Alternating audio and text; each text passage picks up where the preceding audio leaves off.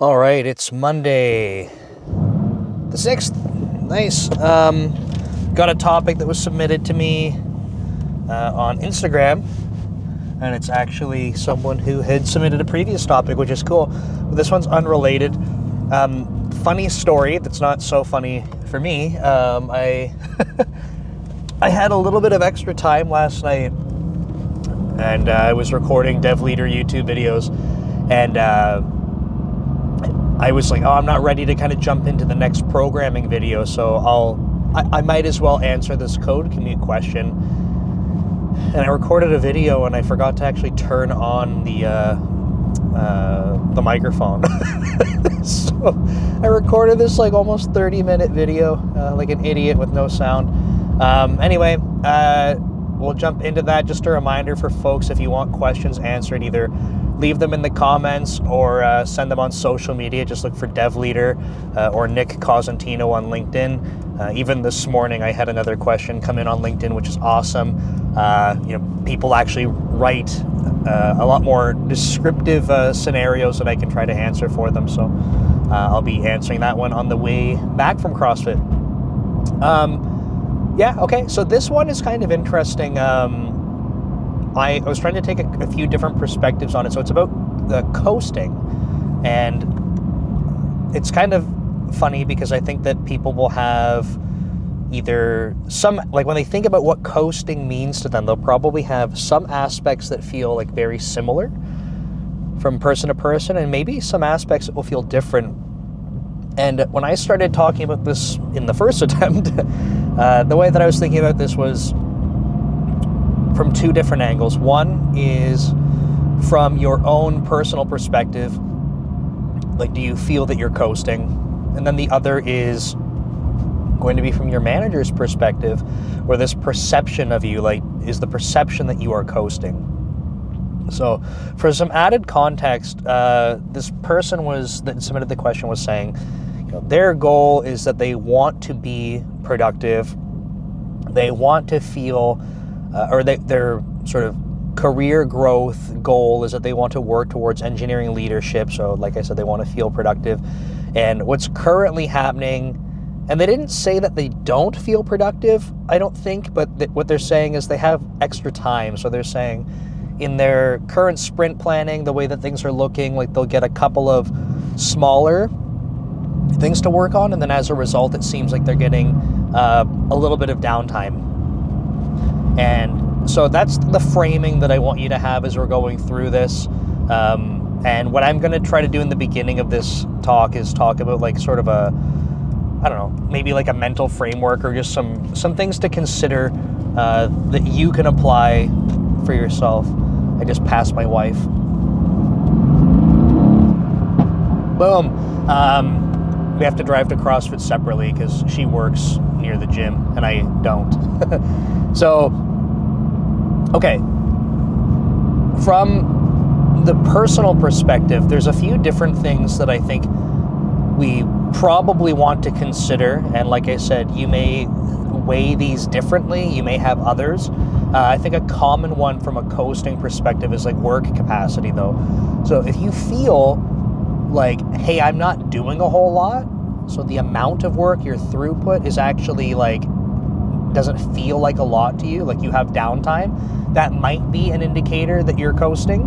I think that this is something that it's important to talk about, that like I like thinking about these things, and almost most things I talk about like on a spectrum, so it's not just like binary on off or black and white kind of thing, but more of a sliding window.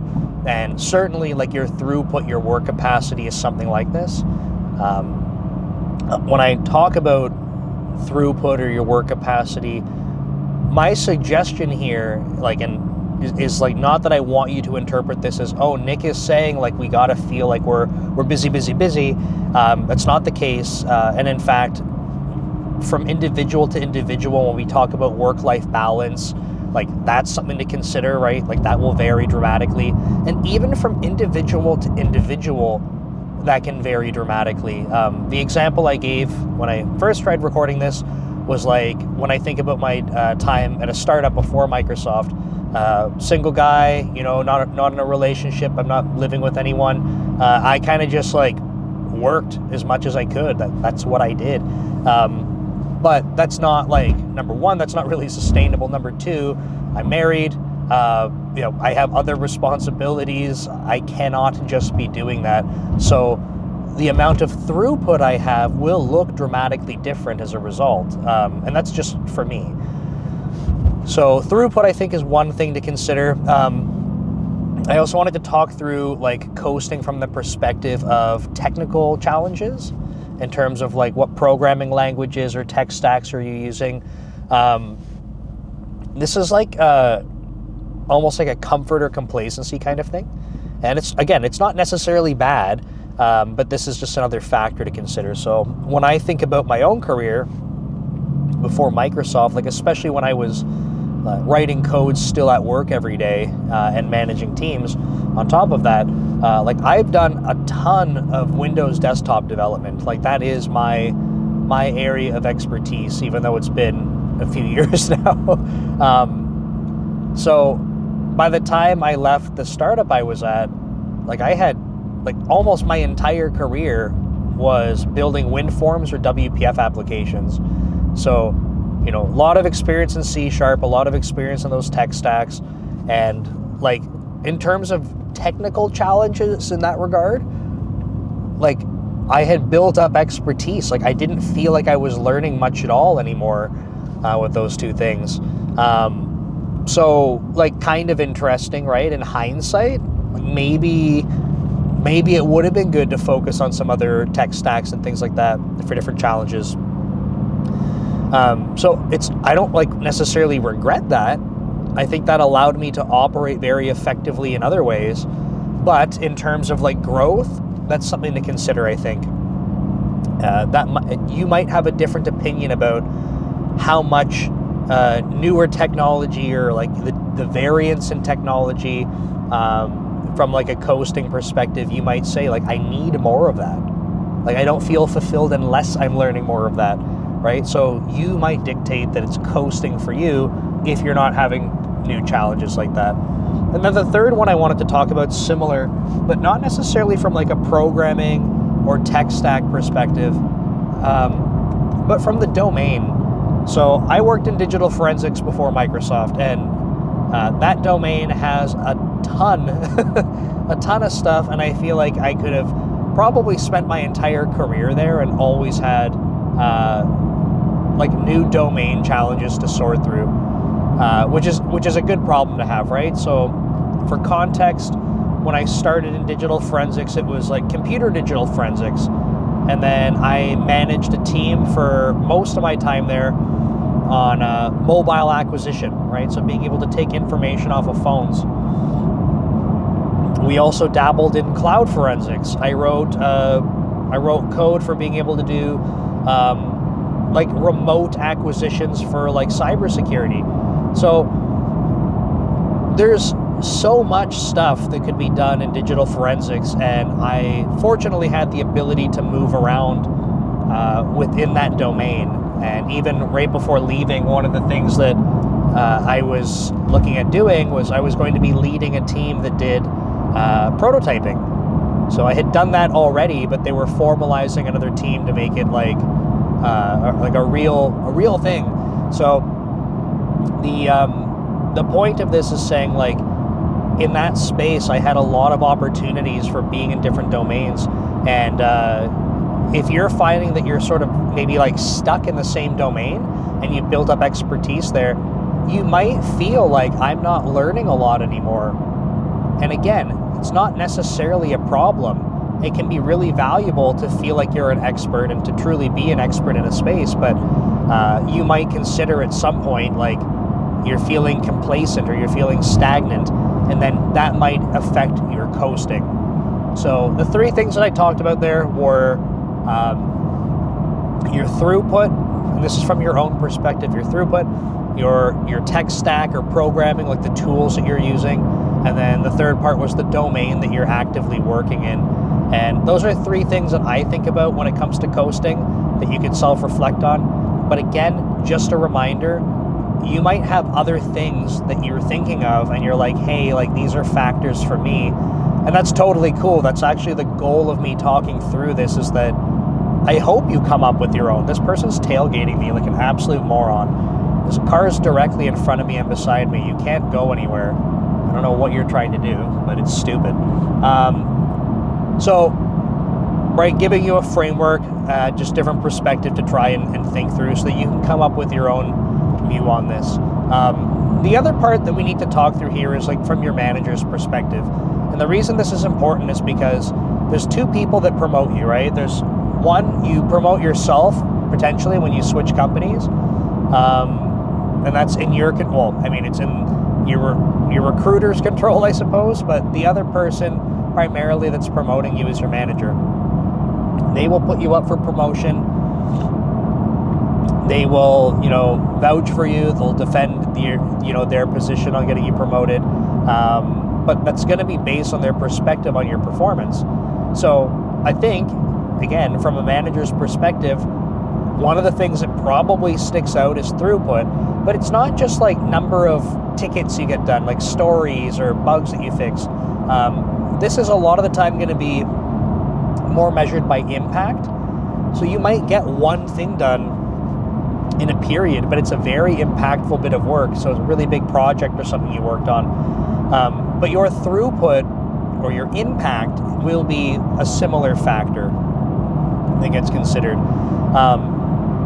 You could argue, well, I like to think that a good manager is going to look at the other two things we discussed as well. Maybe not the domain so much, but if you had conversations with your manager about about technology or like things that you wanted to work with, like in my opinion, a good manager will be open to hearing like the directions and technology you want to work with and try to help align opportunities to those interests. You can't guarantee it. Like as a manager, I worked on the deployment team we had in Office 365, and we do all back-end work. And I had some team members that were like, hey, it would be really cool. Like I am interested in trying to get some front-end skills. And I'm like, we don't do that on our team. But I was able to work with them to find opportunities on our like other sub-teams, and they could help out and get some work carved out for that. So like, in my opinion, a good manager will try to help you find those opportunities so you can practice other skills. Okay? And so when it comes to coasting, if someone's saying like, hey, I want to push the boundaries on what I'm learning and being exposed to, like that's quite the opposite of coasting to me. But if someone's not focused, like this is where it can backfire, right? If someone's like, I can't even get my own work done, but I want to go dabble in all these other things, and like that's more distracting than coasting. And that's going to be sort of oh, that's a cop. Slow down. It's too late. Oh, they're not pulling me over. Nice. So, one sec. I gotta move over lanes. One more. Actually, two more. Now it's one more. I don't want to lose my train of thought. Okay, last lane. Okay, so when we're talking about how this actually looks in practice for this individual, there's probably, I'm trying to do like a time check here because I'm getting off the highway for CrossFit. There's probably a bunch more I could talk about from the manager's perspective from coasting, but I think priority number one, if you're ever curious, is like, you can probably guess what I'm going to say, right? If you want to know what your manager's thinking, what should you do? Talk to your manager. I know it gets old to hear, but I have to repeat it a lot because it's truly the case that most people will not talk to their manager, and it's unfortunate. I hope that people can work on their working relationships with their managers so that they can have conversations more easily, but it's really important to do because they're the ones who have the expectation, and if you're not talking with them, you may never understand their expectations, and then you will be frustrated. So for this individual, okay, so they are saying, I have downtime in the sprint because I'm having smaller work items. I think a couple of things that could be done that I might suggest starting to do are, one, having a conversation with the engineering manager or product owner. I don't know the dynamics of the team and how things are organized, but having a conversation about either picking up more items, and the other alternative is fewer but more impactful items. And again, this is going to depend on a lot of stuff. Like where I'm at right now, we don't have sprint boundaries affecting, like we don't say like, oh, we can't fit this into a sprint, therefore we don't do it. And in the past, I was a lot more adamant about us trying to break things up so we could land things. But we have a different shipping cadence, so it just looks different. My point here that I want to focus on is you could ask for more things. And if you're more junior, being able to get through more things could be nice. And if you're more senior, instead of just doing more volume of things, it might be a better opportunity to do fewer things but more impactful. So they do, basically in both cases, take up more of your time, right? They are filling more of your sprint time with actual work to be done. So these are conversations that I would start to have, and this is all based on the fact that you feel that you have extra capacity, because the statement is, I have downtime. Okay, so going back to what I said at the beginning, right? If you're observing, I have more capacity, what could be done here? This is one of those things. Okay, turn right. The next thing is, why am I forgetting the next thing after turning? Just like that, I turn right, my brain goes blank. I'm talking about, so let's say that you go to have that conversation with a product owner or your engineering manager. You're like, hey, like I'd like to pick up either more or more impactful things. Like I think I can handle it. I have extra time, it seems. I'd like to be able to squeeze more of this in. If they go, hey, based on the planning and stuff right now, we don't really have like capacity to be able to fit more into the sprint, either because how the backlog's looking or whatever other reason, okay? It might be interesting to say, okay, well, you know, and again, I like asking for permission on this stuff, or at least communicating, and that's to help avoid, because I've seen this happen many times, avoid situations where people think that they have aligned expectations on what to do, but instead they just go off into outer space working on whatever they want. And then the side effect is that someone goes, man, this person's so distracted, I wish they were doing the things that we need to get done. Okay, so I like communicating this stuff for that reason, but what I would recommend that you can start to look at is, if you have downtime, start looking at where your team needs help. So are there individuals on the team that you could be pairing up with to tackle work with them? Are there opportunities in the team where like the build system or the test infrastructure needs some help because it's a bit of a pain point? So try looking for these opportunities that you can improve what's going on. Man, this person was sitting at the lights for forever and didn't turn. Oh, this absolute jackass is parked in like 4 spots. What an idiot. I can't believe that. They have a trailer and they're parked across like 4 spots horizontally. I'm furious. That's so stupid.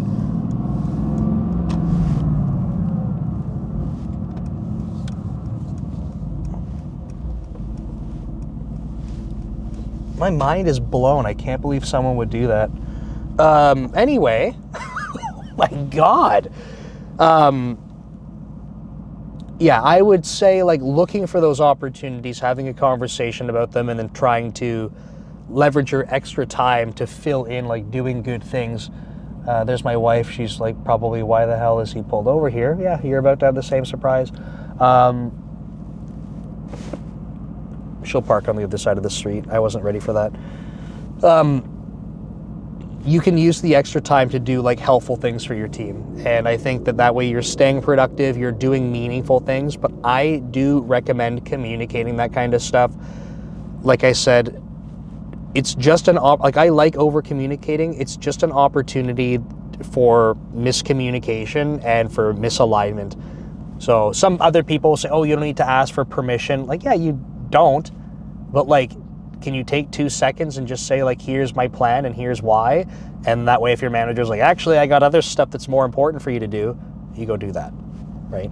So hopefully that's helpful. I really appreciate the question being submitted. That's my perspective on coasting. I do think it comes from yourself and perhaps from some external factors from your manager, and both are important for you to think through. And that's that. So thanks again. I'll see you next time.